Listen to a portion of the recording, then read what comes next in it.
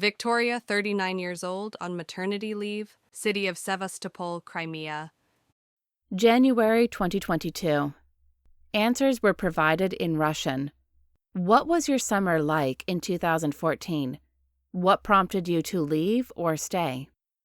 The summer of 2014 in Crimea was literally unreal. Rubles, Cossacks, Russian license plates on cars. Oh, go ahead, take everything. Soon I'll open my eyes and recognize that it's merely a nightmare.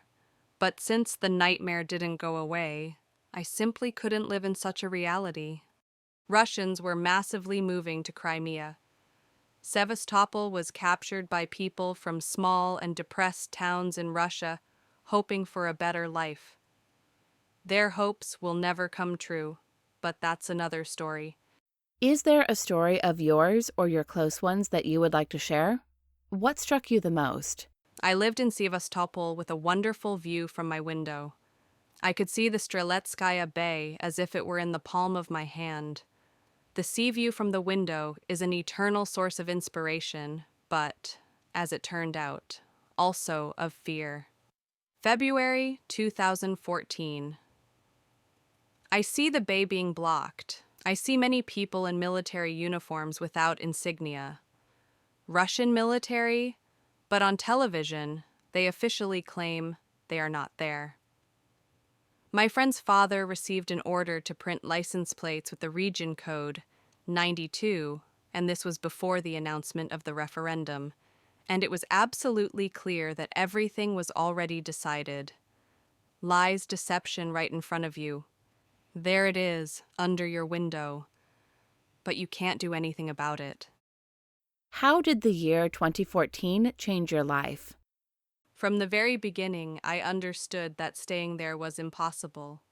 I was born and lived in Crimea for 30 years at the time of annexation, and at the age of 32, I permanently moved to Kiev. I miss my home, the safe and peaceful Crimea. Perhaps I will never see it like that again. If you had the chance to go back to 2014, would you do something differently? If yes, what specifically? I wouldn't change anything. There was a struggle for the truth, and it is still ongoing. I have always expressed my position openly. I lost some friends but gained new wonderful acquaintances. How do you feel about your life now?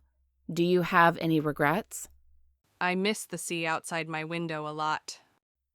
Do you plan your future? If yes, for what term? I have always loved planning, but due to the new popular disease, I prefer to be open to the new here and now. January 2024.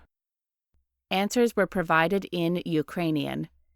On February 24, 2022, a full-scale invasion of Ukraine by Russia began. What was this day like for you? What were your feelings, and how did you react?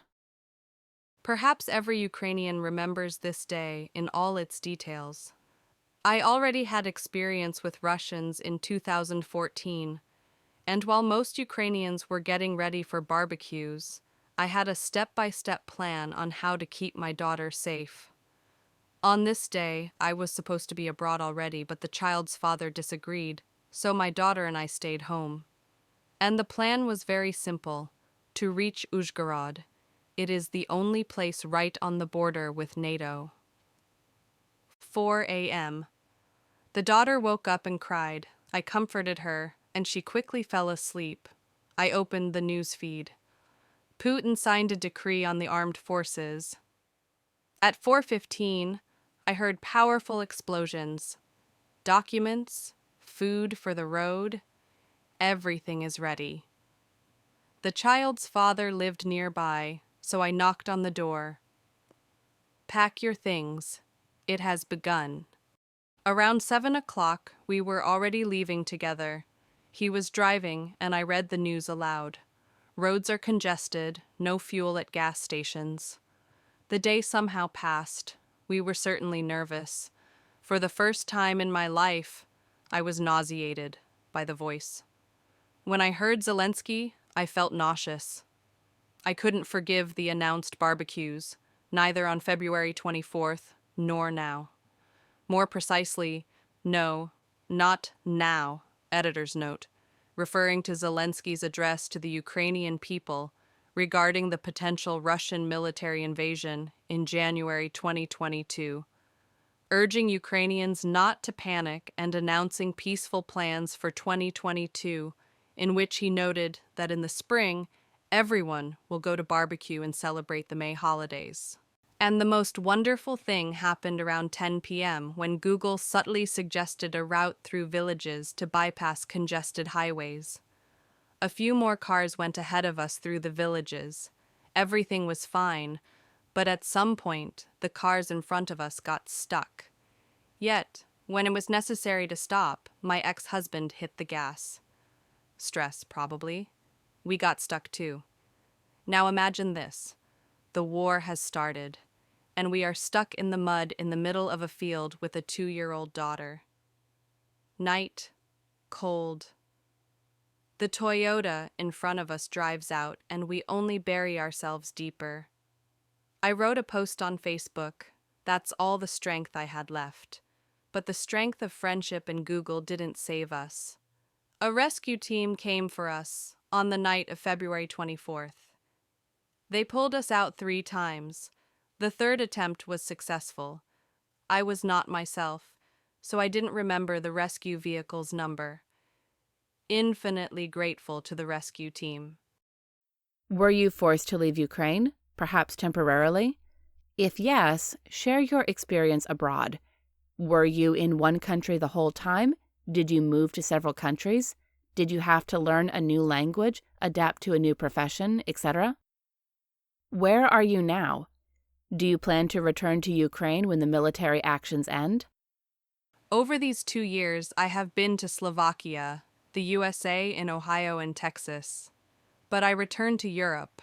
I discovered in myself that I am a very European person. I don't want to say that life in the States is bad. It's just completely different. I see my life only in Ukraine. I help as much as I can. I constantly feel guilty for doing little, but I do the maximum within my capabilities.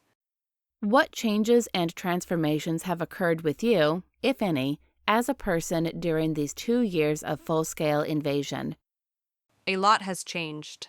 After Bucha and Irpin, Mariupol, you just can't be who you were before. That's the first thing. The second is life abroad, an experience you bring back to Ukraine. Ukrainian children will be different when they return. In the USA, I became more confident. I respect my own and others' borders more. The moral state was different. At some point, I needed psychological help, and only after the treatment course can I say that I have plans for the future, for a fucking great future. If you could go back to 2014, would you do anything differently? In 2014, I wouldn't change anything. I attended rallies in support of Euro integration in my native Sevastopol, printed leaflets, bought medicine for our blocked units, and did a lot. And I never hid my views. Do you plan your future? If yes, for what term? How do you envision the future of Ukraine?